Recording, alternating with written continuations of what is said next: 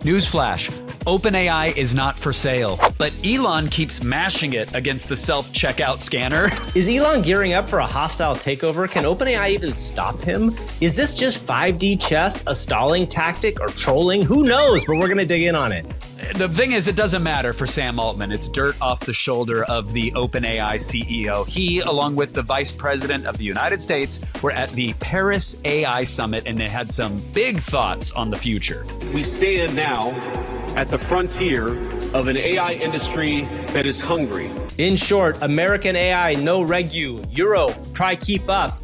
Best coder AI in 2025. Gavin, are you using Grok to summarize the news? Are you having a stroke? What is going on? Me excite, just me big excite, Kevin. Okay. What Gavin is trying to say is, yes, there were some really, really big announcements, and we will cover them all in depth and in plain English in today's show. And I got my hands on some very cool new AI video tools, including Adobe's Firefly Video Beta and Pikadditions, both of which are available for you to try for free right now. Gavin, you're gonna want to see this. It's AI for humans, everyone.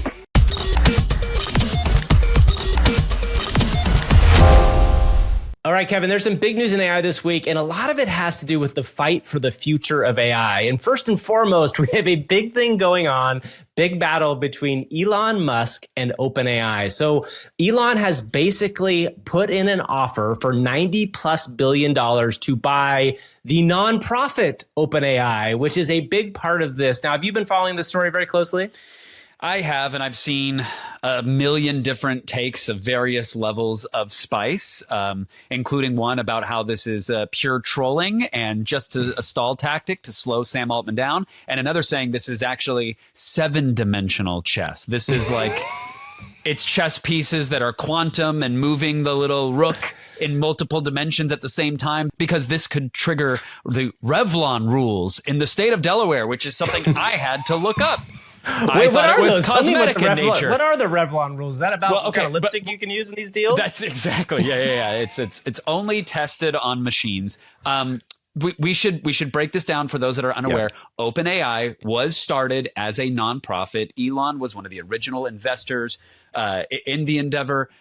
There was now a for-profit subsidiary that sits beneath the nonprofit, right? So the nonprofit controls a for-profit entity. And the reasoning behind that was, hey, it's hard to raise money if you're asking people for tens of billions of dollars and you're saying you're going to give away all your models and you're not going to try to make $1. So that's the sort of structure right now. Sam Altman is rumored to try to buy the for-profit entity so that he can take control of that. And then Elon swooped in with the bid. Is that a fair summation of where we're at? That's fair. And I think the one thing for everybody who's listening that may be new to our show or people that are coming up and catching up on the kind of history of this, Elon was an original founder of OpenAI. He was there. He put in, I think, $50 million to start, somewhere around there. So he does have a claim in some ways that he's part of this. This isn't just coming out of the blue.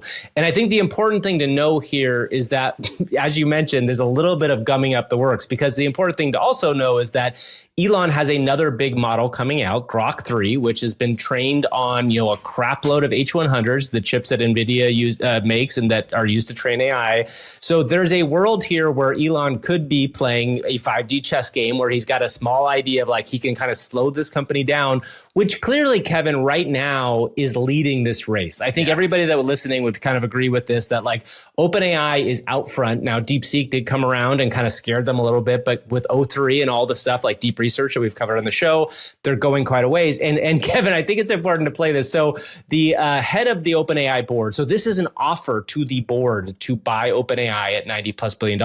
The head of the OpenAI board responded directly to Elon. And let's play that little clip here. OpenAI is a nonprofit. And what that means is the OpenAI board has a fiduciary duty to our mission exclusively. And our mission is to ensure that artificial general intelligence benefits all of humanity.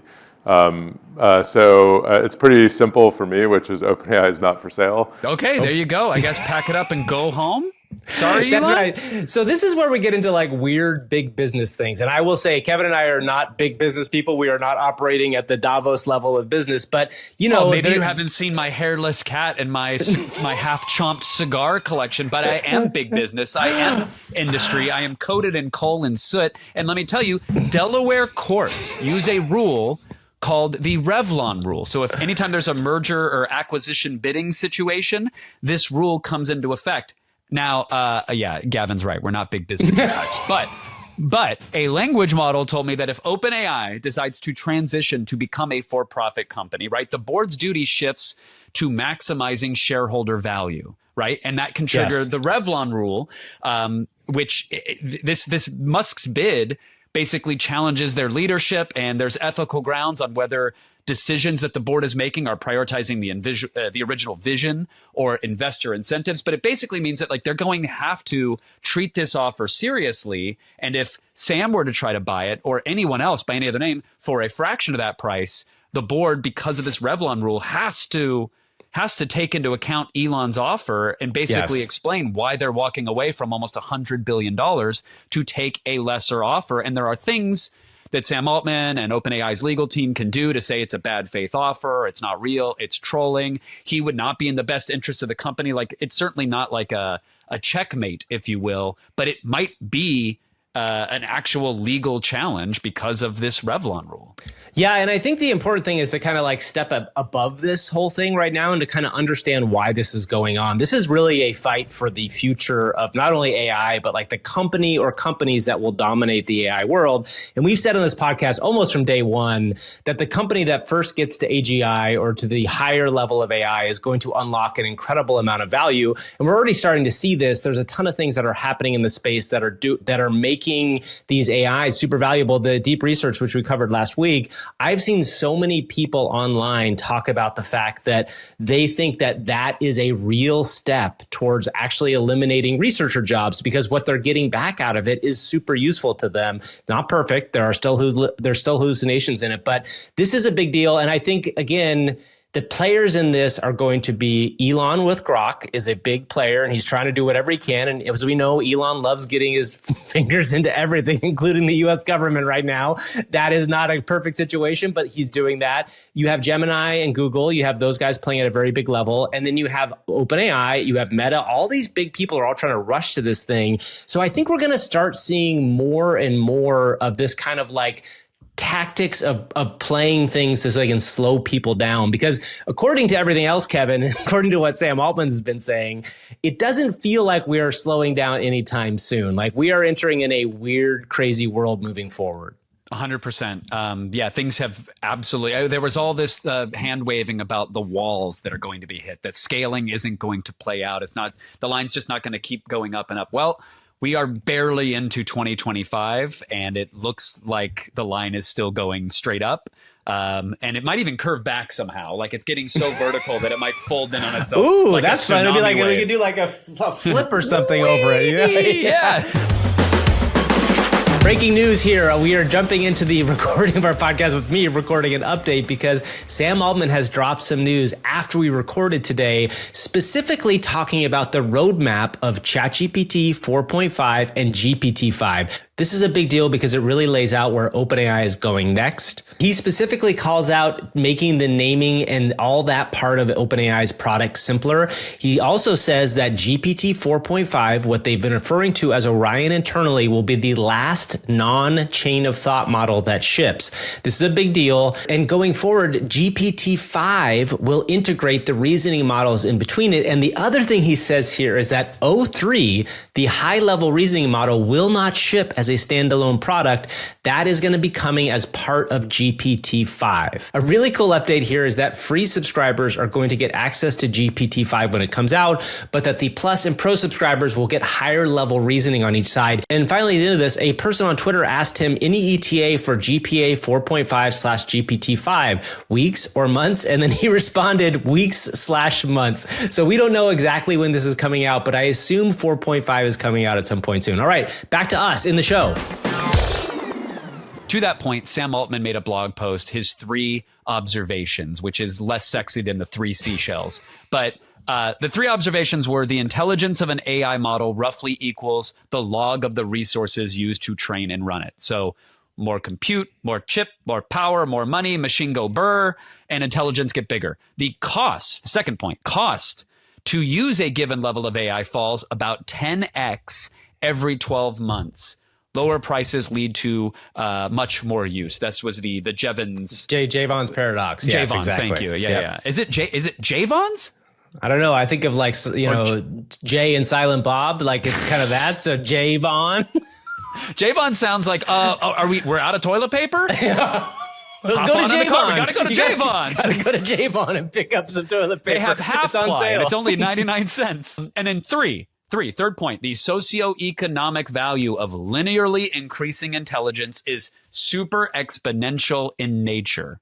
Which is kind of a baloney statement in some way, because that could be interpreted in many different ways. But the first 2 points are really important, right? More compute means more powerful AI. Cheaper AI means more people will use AI, and then the exponential nature. And Kevin, directly to this point, Sam was interviewed recently and talked about what they might possibly be able to do with the next generation of AI, of OpenAI's model, maybe GPT-5, and where it's going to get as far as computer programming. Play that clip here. The progress over the recent scale is quite amazing. Our very first reasoning model was like a top 1 millionth competitive programmer in the world. People thought that was very impressive. It's like, wow, an AI, it's, in the millions That's best he's people talking that do about. this. That's pretty good. We then had a model that got to like top 10,000. O3, which we talked about publicly in December, is the 175th best competitive programmer in the world. I think our internal benchmark is now around 50, and maybe we'll hit number 1 by the end of this year. So that's like an amazing rate of scale. Also, we look at this incredible horizon of technological progress, but the here and now is that if you give someone whose voice sounds like it's bacon sizzling on hot gravel, if you give them a microphone that is overmodulated, it's real rough, guys. You got to give Sam Altman give him a Madonna mic, put a little filter in it. But can we give Sam Altman like a real deep, like, hey, well, this is what I would say about this thing, and I'm going to talk about dedicated coding now. We can, you know what? Here's just for fun, we're gonna play back some of the Sam Altman clip, but we're gonna use 11 Labs to transform his voice into anything else. Let's listen to it again, Gavin, just slightly differently. The progress over the recent scale is quite amazing. Our very first reasoning model was like a top 1 millionth. I love it. That's Sam Altman's voice in my head. Sam Altman from now on. This is a big deal, Kevin. I think the important thing is just a couple days ago, they dropped a new paper. OpenAI dropped a new paper, which was about competitive coding. Now, some people in our audience might be coders and they might understand like competitive coding is not real world coding. Totally fair. It's different. It's a sort of different thing. But the benchmarks on what O3 can do on specific thing, there's a code force rating percentile that in this new paper, it hit a 99.8th percentile on that particular benchmark. And just to be clear, like O1 hit an 89th percentile. That's in what, a year? Do you know what I mean? Less than a year since O1 came out. And that's a pretty big deal.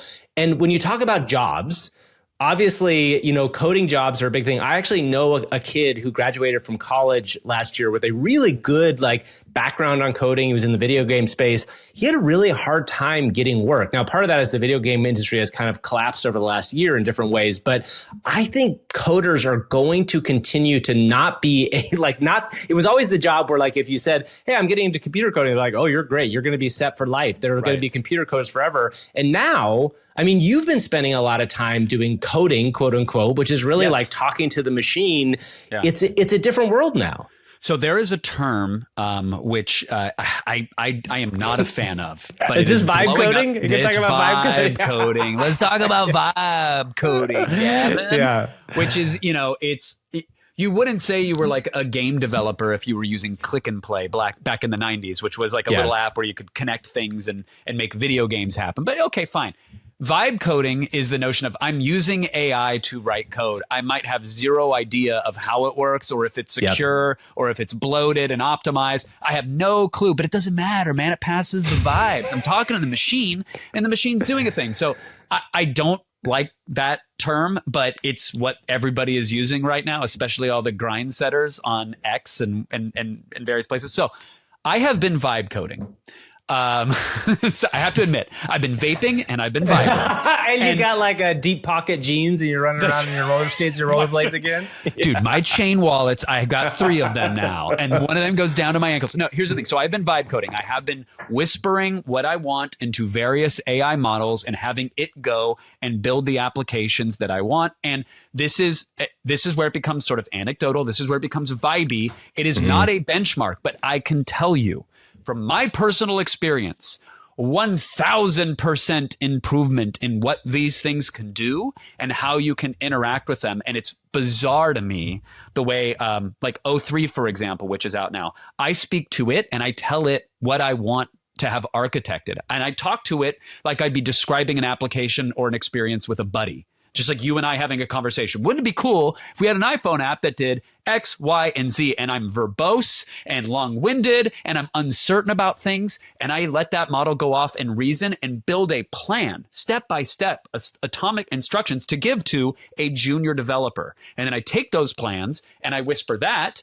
into another LLM, usually Claude, which is pretty solid for coding, and it comes back and it's 60% of the way there. And then if you just slam your head against the keyboard hard enough for a couple hours, you will get 98% solid. There's going to be some bugs. There's going to be some areas that lack gloss. But I'm building experiences that are far more advanced than anything I would have dared to dream up even a year ago. So again, it's anecdotal. It is vibey. But when Sam Altman says by the end of this year, they're going to have a model that's going to be the #1 competitive programmer, I believe it. Yeah. And you're right. That is not actual coding. Like that's not real world stuff, but it's still going to pay dividends. The long tail of that is going to be a way more competent model that's going to help junior models or more fine-tuned, distilled coding models do better. So that's right. It's absolutely going to happen. And if you want to get into computer coding, you can start today with just natural language. And it's almost like it's almost something different than computer coding used to be, right? Because computer coding used to be really, you're spending all this time looking at the code and you're trying to fix it. I just want to shout out the term vibe coding really was invented like on February 2nd. That is 10 days ago from when we're recording, by Andres Karpathy, who talked about vibe coding and the idea that this is a big programmer. Like this guy used to work at OpenAI. He worked at Tesla. Mm-hmm. He is like one of the best programmers. Now does a lot of AI education. So you should definitely check out his YouTube channel. But like he's basically talking about the idea that he like speaks to the thing. It speaks back to him. He specifically uses Super Whisper as a device to kind of get the information out of him that transcribes everything. At the end of this, he says, I'm building a project or a web app, but it's not really coding. I just see stuff, say stuff, run stuff, and copy paste stuff, and it mostly works. That is remarkable. Yeah, it really is. I mean, some people are making claims like you should never write a single line of code again. For the engineers and the software developers that are in our audience, like apologies for even repeating that. It's certainly not how I feel. Like if you make something, you and I both know, like having it run on one device or having it pull up in a web browser is a far cry from having something that is stable and secure and scalable and elegantly architected. So there's still going to be, but we talk about the barbellification of all the things, Gavin, right? Like the middle is eroding. Let's look at like media productions, right? You have ultra high-end movies and projects, then this massive gulch in the middle, and then you have the independent creators that are out there grinding and hustling. I think the same is probably going to happen for coding. You're going to have the vibe coders on one end and the people that are down to the metal, down to like the hardcore architecture and systems design and everything else on the other end. And that might be the new normal, which, by the way, not to digress, but if you're not using Super Whisper or a similar application, like if you're still typing everything you want into a machine, so bizarre to say this, but you are so 2024. It's disgusting. It's funny you say that, and you and I know, because Kevin and I are working on a secret project right now, which we're very excited about. And I had the same experience that you had a while ago, which is like literally, I was typing out a bunch of long prompts into ChatGPT because I was creating like this very specific thing. And then I said, Kevin always says just to talk to it. So I literally just said, I pushed the little microphone button on my ChatGPT app and I talk to it. And it does shrink your time to input down so much. It really does feel like voice is going to be the future. And Kevin, you know what else is the future? Using your voice and your finger right now to subscribe to AI for Humans or to leave us a review. That's right. Wait, hold on. I'm sorry. I hate to step on toes. I can experience little of me, the future. Right Yes. now, Right just by now. subscribing and liking and commenting and engaging and sharing the AI for Humans podcast. I can't believe it either, Kevin, but this is where we are. This is the advances that AI has made us get to. You can do it right now. Everybody out in the audience should do it. Like this video if you're watching on YouTube. Please subscribe. And also, We actually call it vibe scribing.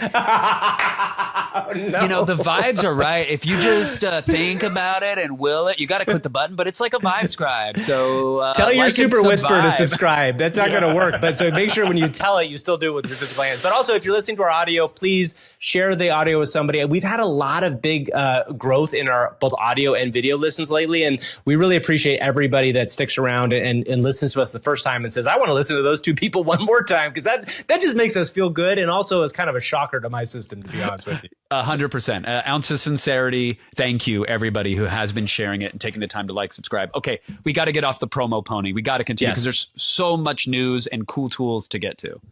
Yeah, so let's talk about the big AI summit that happened in Paris, France this week, Kevin. I couldn't go, by the way. And I appreciate the invite. Thank you, France. France, yeah, it came straight from Mr. Eventbrite. France. Yeah. Mr. France sent it to you. Mr. France is probably Macron, who is the prime minister of France, who's been doing some, he really gathered a bunch of big people. The kind of big news that came out of this, though, was that J.D. Vance, the now American vice president, showed up and kind of gave like a pretty significant speech around the idea of AI and where we're going from here and kind of American versus European AI. One little piece of reference to this is that in general, Europe has kind of been slower to adopt AI. And in general, overall, Europe is very kind of much more regulation heavy than America is, particularly as when it comes to technology. Many people think that's a good thing. Some people might think it's a bad thing. It definitely can slow down progress. Dude, it gave us a USB-C port on the iPhone. That's pretty dope. That's but pretty now good. Now I have to go through and reject all these cookies every time I want to check a Gmail. Like, nah, it's not as cool. That's not as it goes. Let's take a quick listen to a small snippet of what J.D. Vance said in his speech, and then we'll get into kind of what the implications of this are. At the frontier of an AI industry that is hungry for reliable power and high-quality semiconductors. Yet too many of our friends are deindustrializing on the one hand and chasing reliable power out of their nations and off their grids with the other. The AI future is not going to be won by hand-wringing about safety. It will be won by building, from reliable power plants to the manufacturing facilities that can produce the chips of the future. Now, at a personal level, what excites me most about AI is that it is grounded in the real and the physical economy. The big thing here is that J.D. Vance is obviously talking about the need to increase power. And I think there's a lot of implications here, from environmental to a lot of other things. But the kind of key snippet there is that where he says that AI progress is not going to be about safety, right? Like that you're not going to be able to essentially say we have to be safe. And that has thrown a lot of people for a loop, right? Because there's a lot of people out there in the effective altruist movement who we've talked about forever who have said, pause AI, pause, hold on. And now you've got like the kind of one of the leaders of America out there saying, no, we are not going to do this. So in France, this kind of reverberated in a lot of different ways. I know the accelerationists of America were all very excited for this because it really kind of points to something. Obviously, this is kind of a give and take here. This is something that's really important to kind of like dig in on a little bit because it's not just one-sided. There are things that are really important. And especially when you have people like Jeffrey Hinton, the father of AI out there, who's saying like, you need to understand this could be the end of us all, which we've dove into on the show. These are the kind of world-shaking decisions that we're talking about, which for me, Kevin, is always funny because, like, you know, whatever, a year and a half ago when we started the show, it was like, hey, we can make funny videos with Midjourney and we can do all this crazy stuff. And now here we are, the leaders of the world talking about the impact of this going forward. Oh, the horse was wearing a hat. That's funny. Okay. Oh, now the horse is actually a sentient Roomba with a laser on it, and it says I violated my social credit score. Oh no! I went to Le Chat, Gavin, and asked Le Chat, which we will explain what that is, how it feels about the quote: "The future is not going to be won by hand wringing about AI safety; it will be won by building." It is, it says in summary, while the quote emphasizes the importance of building innovating, it is equally important to integrate safety and ethical considerations into the development process. A balanced approach will help ensure that AI technologies are both powerful and beneficial. Says the second place runner. You're going to lose with that mentality, baby. Sorry, check your guardrails. So LeChat is Mistral's LLM, and it's their interface, and it is now free to use. Mistral is specifically a French company, which is why there's a bunch of news about it this week, because this thing was in France, and this is a European AI company. Kevin, the biggest thing about this, though, is that it is super fast. Like, if you go and try it, and again, go download it, try it. We always suggest, especially for free tools, go try it. You can get answers out of it pretty quickly. It's very similar in a lot of ways to the DeepSeek or ChatGPT experience. And this is where it gets weird, because like ultimately it's going to be like wherever you end up sitting most of your time. Like maybe if you're like a European national, you'd be like, I want to use the European one. I just think that eventually there's just going to be one or two of these really, or maybe it's like they'll end up where you are.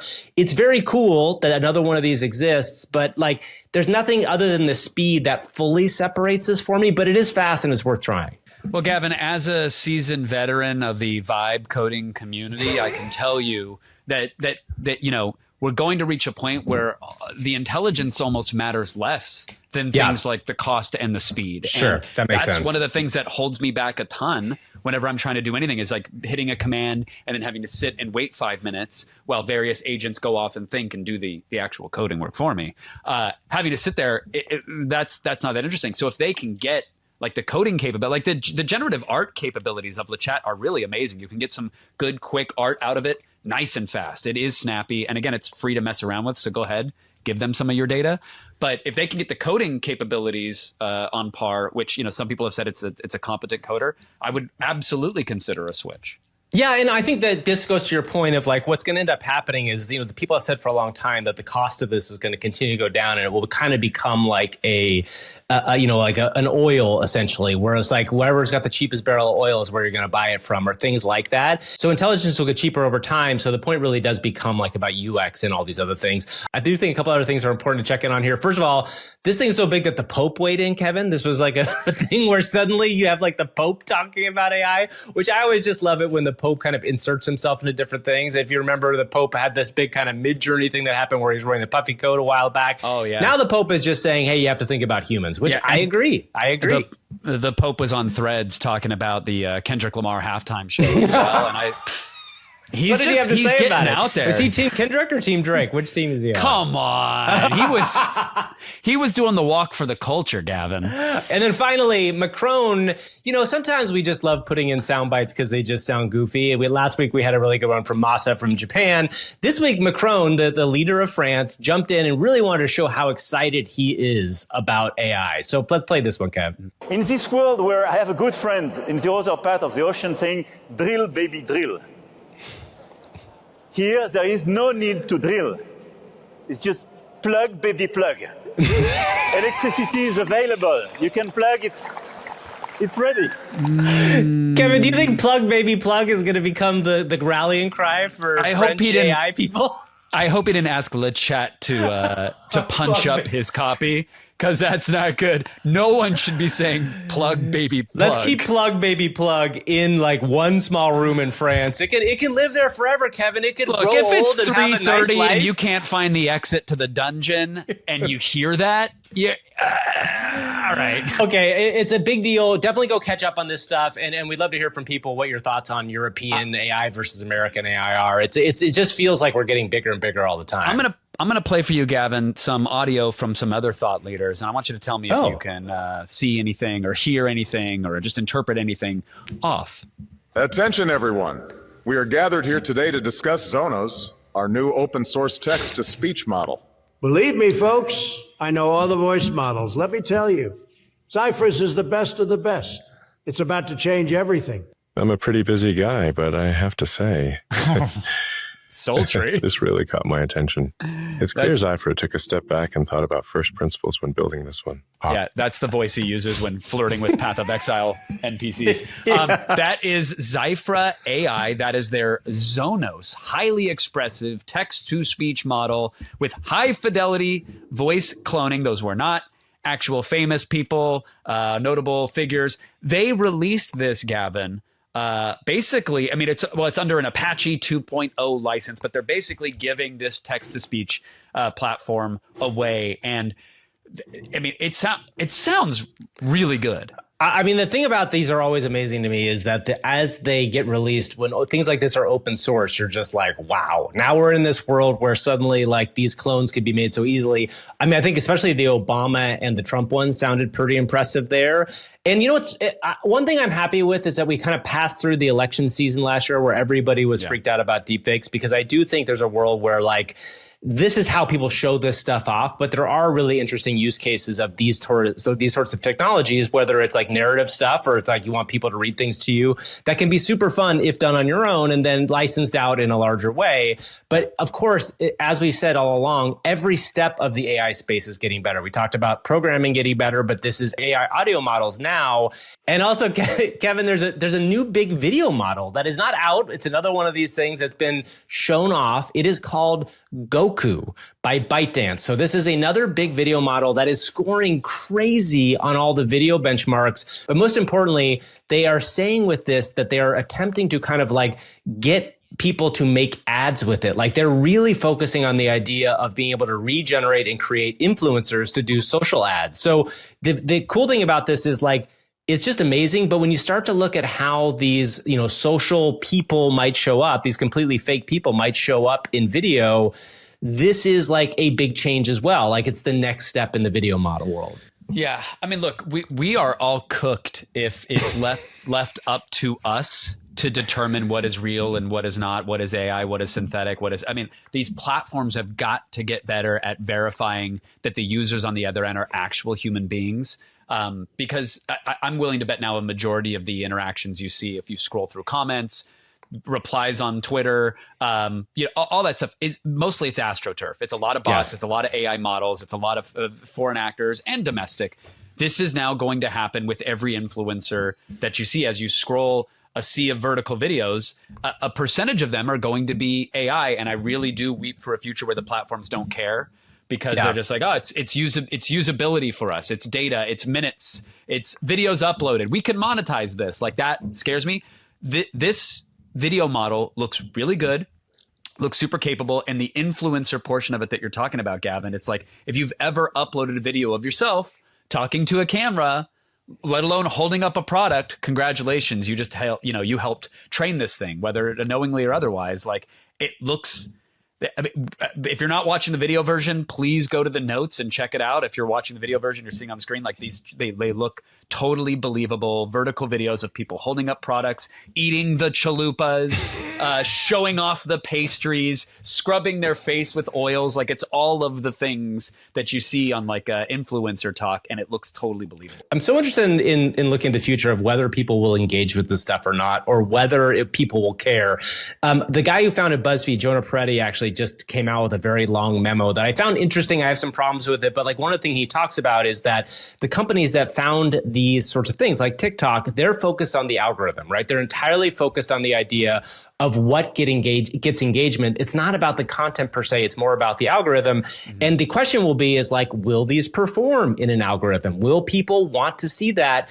And I'm not convinced yet, but like, I don't doubt that there's videos in here that could be made that could be just as compelling sometimes as real world influencers. And then it will be a choice of like, do you care? Do you care that this person isn't real? Like, or are you attracted to, or do you find yourself connected to one of these people that you suddenly become fans of? I follow Plug Baby Plug across all platforms. No. Plug Baby Plug is not supposed to be talked about on the show. Kevin. Sorry. Sorry. No, well, listen, the motivations of a TikTok or an algorithm owner to maximize engagement is one thing. I worry about the motivations by someone who wants to sway public opinion, let's say. Yeah. And if you're flicking through a social feed and you see 1,000 people remarking on a piece of legislation or a social movement or trying to cancel someone who might be a political opponent or a corporate opponent, whatever, like if you can't tell from that knee-jerk reaction if they're real or not, you might absorb it and move on. And we all know the effects of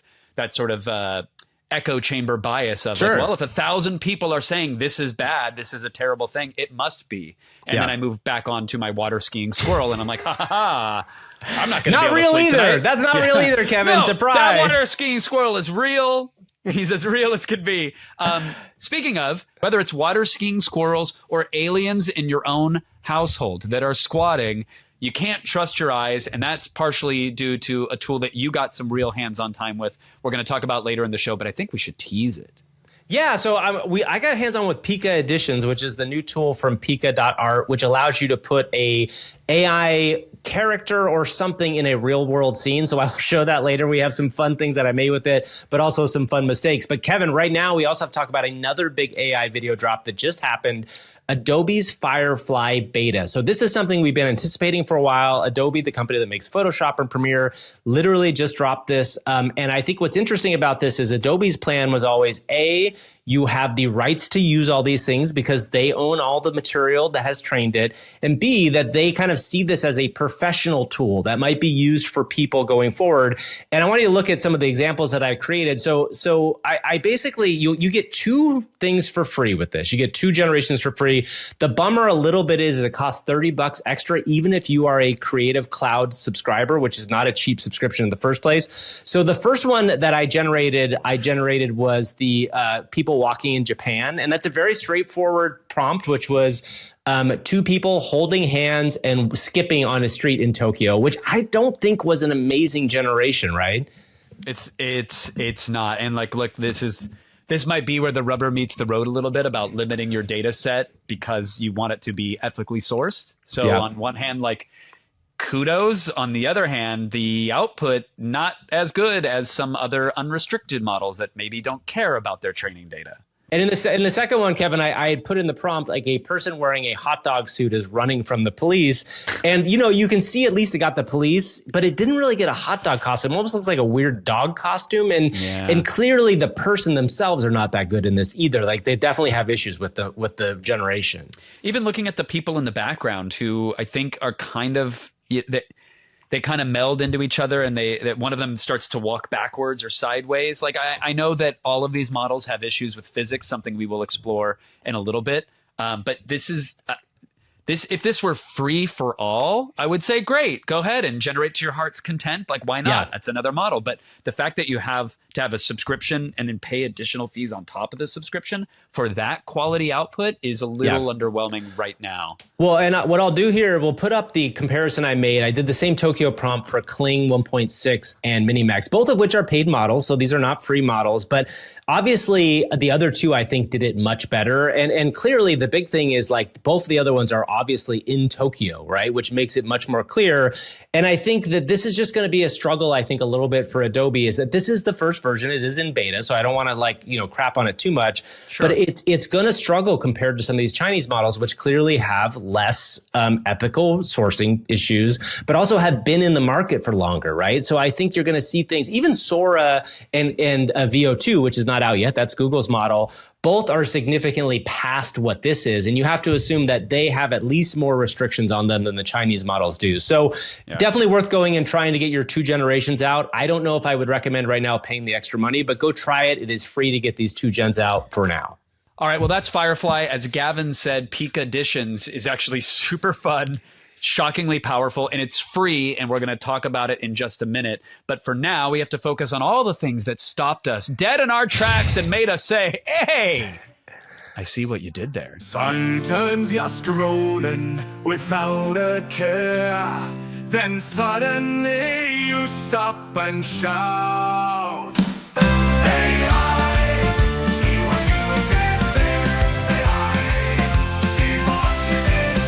I want to start off with a fan film made by the same guys who made the Batman fan film that we shouted out last time. This is a Star Wars fan film. So they are continually playing around with some of the biggest all IP. Their licensing lessons, didn't they?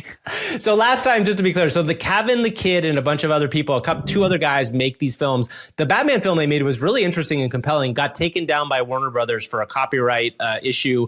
This time they're going with Star Wars. This film, again, it's the same sort of thing. It is 10 minutes long. I would not say it's like when you watch it, it's like watching a Star Wars movie, but it is not far off. And these guys are doing a really interesting job of kind of pushing the idea of what AI tools can do if you squeeze them all together. In general, I think it's just a really cool way to look at how these AI tools can be made. And again, it is a fan film. It is meant to be a fan film, but it is also a great example of how AI video can be used at a pretty high level. Gavin, do you think there's a reason they're using notable IPs from companies that are particularly litigious? Like, is there Mario fanfic coming up next? Like, and why would they be doing that? Well, I mean, here's the thing. First of all, notable IPs will get more people to watch it because they'll be interesting. And then also there is a controversial element, right? Like getting something taken down by a company does get you known in some form. And that, not to say that that's what they're aiming for, but like they are showing that these companies are aware of this stuff and it's really big. I just think it's a very cool thing to see somebody trying to do more than the 30-second kind of video. Like this is a 10-minute video and there is a narrative to it.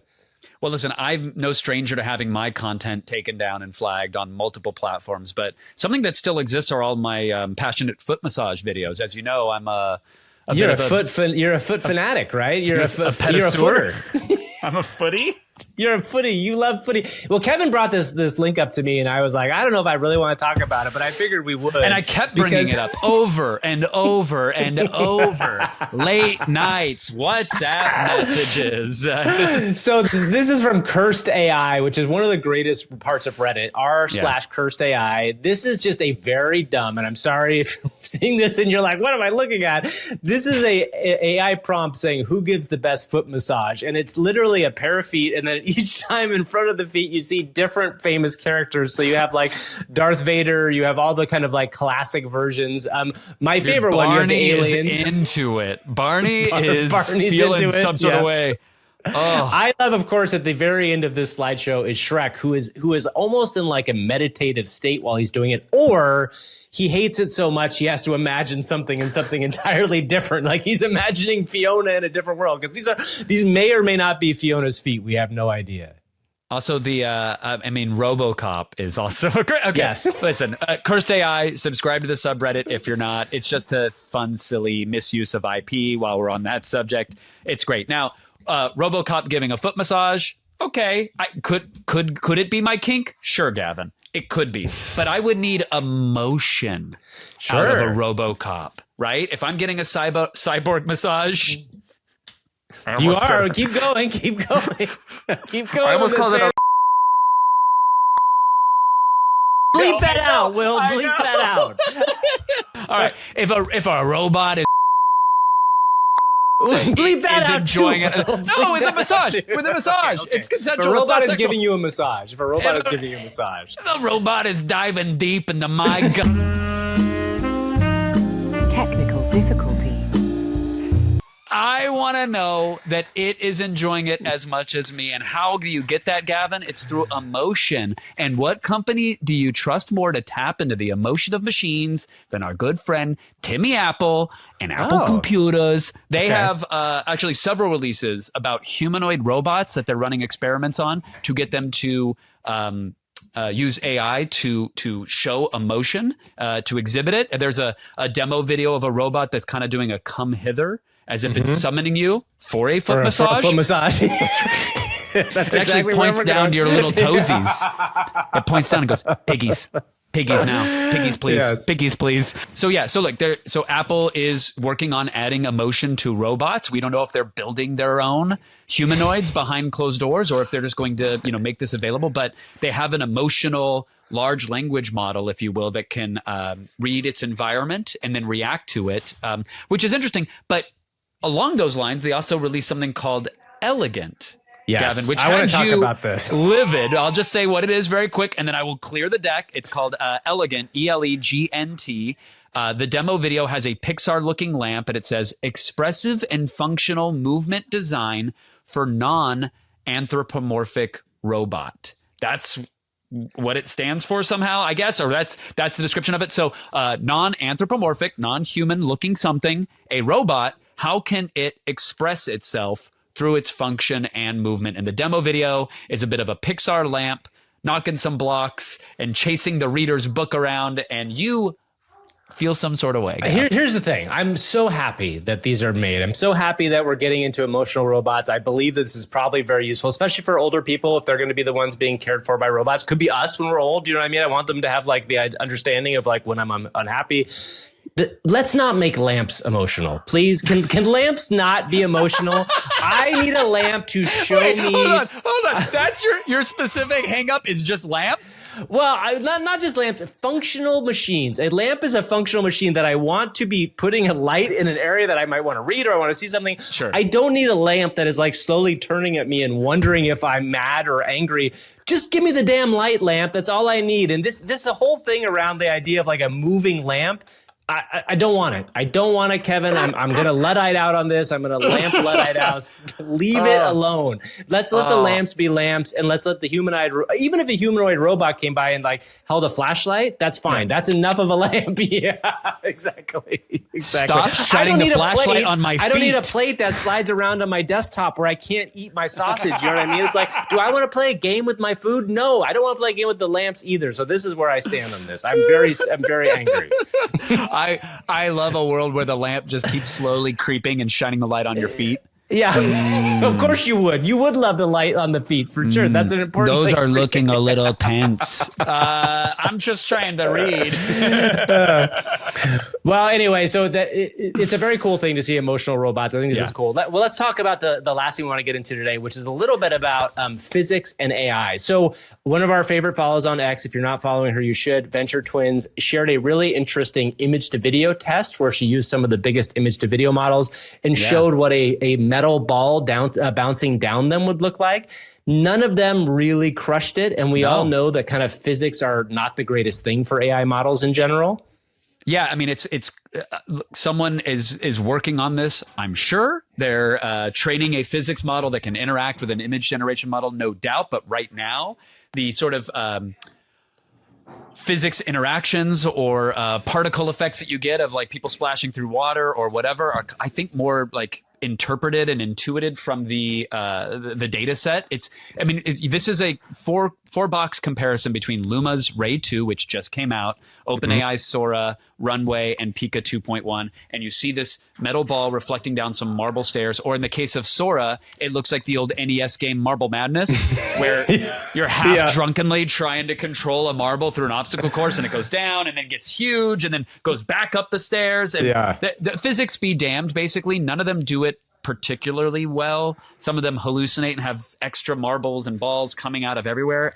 It's bizarre, but it is a nice reminder of where we're at. Oddly enough, there's a reply in it where Adobe's Firefly model that just came out.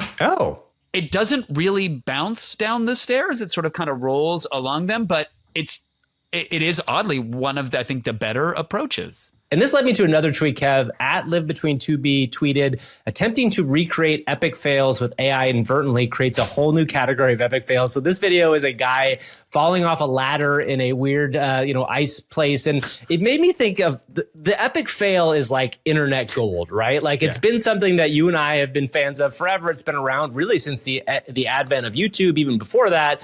So I went through using my VO2 access, which is Google's very good AI model. I still think VO2 is the best AI model and wanted to see if I could create some epic fails. So I used ChatGPT to create some of the best epic fail prompts. And I will say, I think it got a little too crazy with the prompts. But if you look at these, the first one is on a work site. Weirdly, it's in a fish lens where there's some guy carrying some wood and the wood falls off, but then like all hell breaks loose. So we see that one is the first one, which is, fine. It's not the most amazing thing in the world. The second one was meant to be a guy slipping on a banana peel. And what's funny is that you see a banana falling on the ground. A guy in a yellow suit doesn't ever hit the banana, but then he does get this briefcase flown in the air. And all the people at a fancy, event are kind of laughing at him. And then the best one was epic fail number 3. Okay, so I asked ChatGPT to make me a crazy prompt, and it is a confident man attempts an ambitious backflip off a picnic table at a crowded park. Midair, his foot catches on a dangling hot dog from a kid's plate, sending mustard flying as he flails wildly. There's like 3 more lines, including a crowd gasp, a rogue frisbee. Yeah, it's a lot going on.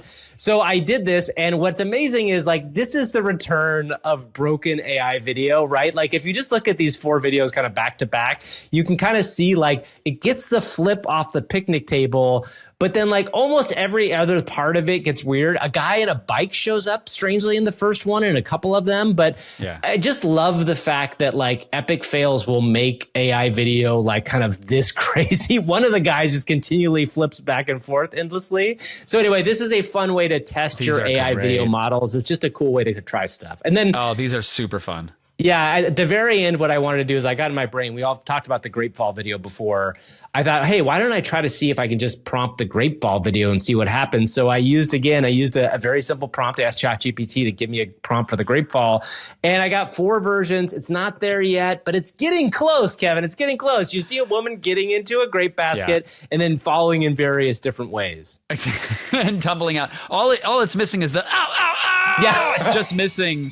It's just missing the audio. I love this. I almost like, again, I hope, I don't know if it's not going to be the Wayback Machine because they won't have access to it, but I hope these companies are archiving these old models. These checkpoints. These old models. Because yes, we're going to get to a point where it can perfectly model physics and everything does look real and believable. I like the broken absurdity. I like the fever dream stuff. I think that's great. So I hope we'll still be able to go back to it. All right, so that's it for our AI See What You Did there. I'm excited to talk about Pikadditions, which you can actually see a little bit more. And we gave an early preview in our newsletter, Kevin, which if you can subscribe to, you're welcome to. It's a very nice once a week newsletter. Comes out on Tuesday. You can go to our website, aiforhumans.show.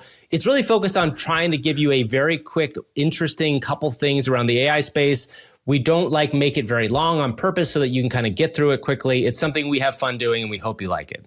Go to aiforhumans.show. That's actually our main website. You can grab it for free there. And then, if you got an extra second, subscribe. Why not? I mean, you can't really do it there, but I'm going to beg and plead again. You're going to do it again. Double it up. Share with us. All right, Kev. So let's talk about what we did with AI this week. I'm going to get into Pikadditions. So Pikadditions is a new way to use Pika.art. Pika.art we've talked about on the show quite a bit. It is an AI video model with a bunch of tools. If you remember a couple months ago, we talked about the fact that they introduced the ability to create squishing and the ability to do all these kind of fun effects. And Pika seems to be focused on this really interesting place, which is we're going to give tools to users that are slightly different than just the main AI video model, because I will say their main model is not the best. It's still good. It is not the best, but this allows you to basically take a video of yourself or your environments and insert an AI character into it. So my first prompt with this was I actually was sitting on my couch and I was like, let me just try this. So I sat down, recorded a 7-second video. You have to have videos that are 5 seconds each. And I prompted to put the monster or the ghost from Death Note behind me. And what's cool about this is not only does it fit into my living room, but you see the guy directly look at the camera. And I was like, wow, this is really interesting. You can probably describe it a little bit, but what we're seeing here is it feels pretty unique. And the fact that it happened very fast and for free is pretty cool. Yeah, and there's interesting stuff like the awareness of the ceiling is there, the head's not clipping into it or clipping through it at all. It understands the depth because you're clearly in front of it, moving about. It's masking out the background. As you mentioned, the notion that the character is aware of the camera and kind of looking into the lens was very, very creepy and cool. It seems, they're short clips and it's hard to tell, but in other examples that I've seen, it looks like it's trying to match the environmental lighting for whatever is there and cast self shadows and whatnot. It seems pretty advanced for, again, something that you can get up to 15 free generations with. Yeah, it's the idea of there are toys that sometimes become real tools, and that kind of feels like where this is going. So the other thing I decided to do was I was like, okay, I'm going to figure out a character to create a mini kind of narrative with. So I took a gray alien character, and all you do here, by the way, is you take a video and then you take a single photo of a thing, and then it merges those things together. So it's not like I did some sort of crazy work here. You take a single photo and put it in. I created a mini video of an a-hole alien around my house, including some video. And you can see in this instance is there's multiple shots. The alien in general, pretty well fits into all these places, especially the last shot where he's laying on the bed. It really looks like he's part of that environment. And that is not there originally. The original was just an empty space. And that to me really kind of shows the future of where this stuff can go. So what was the hit to miss ratio, would you say, as you were generating these things? Because a lot of times these are slot machines. You pull the handle and you're not pleased with the result. in this instance, pretty high hit ratio. Like those alien shots that you're seeing in there were all first shots. They were not, there was one in there that I had to do a second shot on. I will say there's some fun additional ones I tried that didn't work out as well. If you look at the 3 kind of fails of the bed shot, one, I tried to put Godzilla in there. Godzilla wasn't lying down. He's kind of like walking in. The one that's very funny to me is that there's a guy, if you see in there, with like kind of dark hair, and he's shirtless and he's sitting in my bed, which looks creepy, but that was supposed to be that famous picture of Jeff Goldblum where he's kind of laying back and he's got like his shirt off. I think it's from either Jurassic Park or The Fly, one of those things. Definitely not Jeff Goldblum. Some random guy is laying in my bed. And then I tried to just take a random picture from a Mid-Journey generation or an ideogram generation that I had of a woman with a cowboy hat. And she kind of like, you can tell her arms are kind of broken off. Yeah. So it doesn't work perfectly for everything. But one thing that's interesting about both the Death Note thing and the Alien is that I used a full body image when I put it in there. So that may make a difference. But again, this looks like a toy, but it actually has much bigger implications because of how you could be doing these kind of effect shots, especially when you consider like an independent film. Now, it's not perfect and it's short. It's only 5+ seconds right now. But I believe this tool, this kind of tool, will scale up in a major way to professional filmmakers as well. 100%. Once you have an ounce of control over it and can extend the scenes and maybe, you know, direct the action of the things that you're adding, like we've seen implementations of that across other projects. There's no doubt in my mind that will end up here. And I'd say, like, get in now before people know about this and start messing with all of your family's Facebook videos or their Instagram stories and just put things in there that they wouldn't remember or that would trip them out and send them back. Like, now's the time. But Kevin, of course, we know what you're going to be doing with this in about 10 minutes, right? So go take off your shoes, figure out what you need to do. They're already off. Yep. No, piggies are out. We'll see everybody. We'll see everybody next week. Thank you for watching, everybody. We'll see y'all soon. Bye. Bye.